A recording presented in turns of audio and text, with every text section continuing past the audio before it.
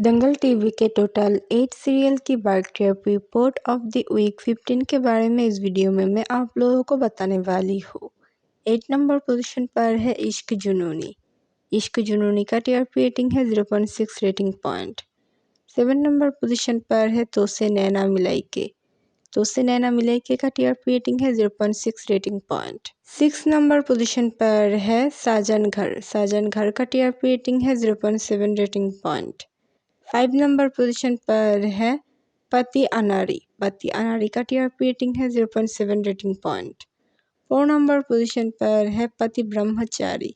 पति ब्रह्मचारी का TRP rating है 0.7 rating point. 3rd number position पर है रिम झिम। रिम झिम का टीआरपी रेटिंग है 0.7 rating point. 2nd number position पर है मन अति सुंदर। मन अति सुंदर का टीआरपी रेटिंग है 1.0 रेटिंग पॉइंट।